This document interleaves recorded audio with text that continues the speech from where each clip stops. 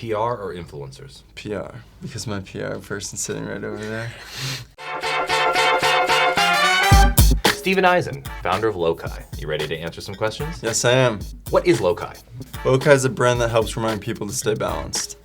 How did you come up with the idea? My grandfather was diagnosed with Alzheimer's, and I was incredibly close to him growing up. He taught me to play golf and pool and was always there for me. So when he was diagnosed, it brought me to a low in my life and got me thinking about how everyone goes through highs and lows and how I could bring elements from those two places to remind you to stay humble and hopeful. I love the high-low thing. It's brilliant, but how much of that really comes from that moment? All of it. So I have a book of a million ideas. I'm always coming up with ideas, just like any entrepreneur. This idea did truthfully come from that experience with my grandfather. And then obviously I kept rolling with it, and I told my dad the idea. And he said, that's a great idea, but everyone has great ideas. Now go execute it. That's the hard part. And so from there, I started working on it, and then it evolved, obviously. Do you come from a family of entrepreneurs? My grandfather and my father are both entrepreneurs. Were they in any business remotely related to this? No. Whose career do you model your own after? My dad's.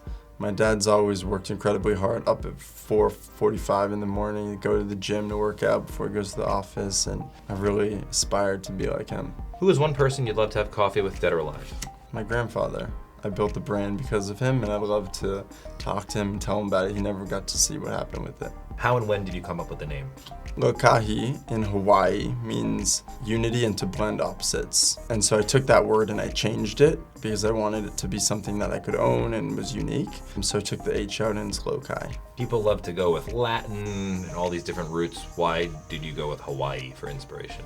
I was just looking at words that represented balance and that no one really recognized, and that word just kind of stuck. What is the key to the Lokai brand?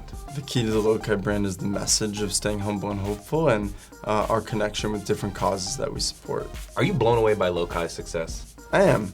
I think that it's a mix between a great idea, right timing, and a little bit of luck. And you can't always get luck, but when you do, you got to capitalize on it, and we were able to do that. How often do you see these in the wild? Every day. And how good does that feel? Oh, it feels amazing every time. And I think one of the reasons it's been able to be so successful is because people are wearing their own personal story on their wrist. We donate 10% of our profits to charity, and we've partnered with most nonprofits, BCRF for breast cancer, Alzheimer's Association, Make-A-Wish. And so when people buy a Lokai, they usually buy a cause that's really important or passionate to them. They have a deep rooted story that they carry with them, and the bracelet is just a physical representation of that they wear on their wrist. I did wear a Livestrong bracelet for years. I love cycling, I loved Lance, and until he disgraced himself, I was wearing that all the time. Yeah. Did you take inspiration from Livestrong in any sense? Absolutely. I think that was when I was a young kid. I wore 10 of them on my wrist, and having a product that you could wear every day, all the time, sleep in it, shower in it, work out in it, was definitely part of the inspiration for why I designed Lokai the way I did. What were the brand-defining moments for Lokai? I think it was adding the water from Mount Everest and mud from the Dead Sea into the bracelet, which is a unique proposition that no other brand has. What's been your most successful brand partnership? Make-A-Wish. Who do you consider your competition? Every other bracelet company that exists. Have you seen copycats? Oh yeah, and we've gone after a lot of them. Do you need amazing lawyers to stop copycats? You do, and it's really expensive, and you'll probably lose money in the long run, but protecting the brand is number one. You have to actually do that, right? To defend the trademark and everything, you legally do need to attack them. Yeah, you do. Yeah. Yeah, if you know about them and don't go after them, it makes it a lot easier for everyone to keep doing it. Do you measure, is there a repeat rate in this business? Because I feel like once you have your Lokai, you're good. Our demographic ranges from 13-year-old girls to NFL football players to moms, dads, 25-year-olds working in New York City. And so I think different people have different relationships with the brand. Some love the brand for helping others, and so they collect every single one. I mean, there's people that have 50 Lokais. And then there's others that just wear one. Maybe their grandfather was diagnosed with Alzheimer's and they wear the purple one with their family. What's next for you? Elements. Elements is a brand that physically helps you find balance in your life. Elements seems cool, but not as novel. What made you want to go into this area? About 2 years ago, we went to an agency, Red Scout, out of New York, and we said, we're a brand about balance. We currently make a reminder to stay balanced, staying humble and hopeful.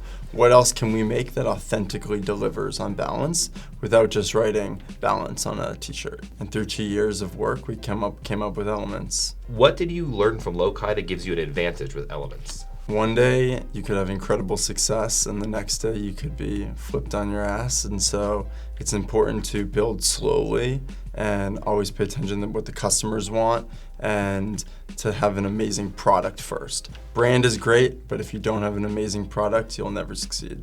And how much of this product is product? Because it just kind of looks like a silicone bracelet to me. It's the meaning that gives it all its value. It took me about 3 years to be able to actually get the water and mud injected into the bracelets, get the water from Mount Everest, mud from the Dead Sea.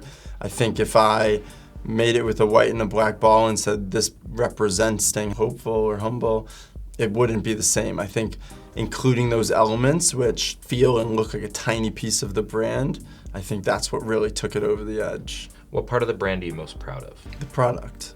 What are the key indicators you look for to determine the health of your business? Repeat purchasers, customer service. If you're getting a lot of negative comments or returns and exchanges, you know something's wrong.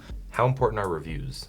Really important, because if you're getting a lot of negative reviews, you can't ignore that. It means something's wrong and you gotta fix it. So reviews are important.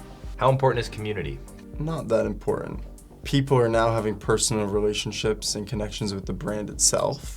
They don't really need to talk to each person in the community. I think it's a little bit of a fluffy term.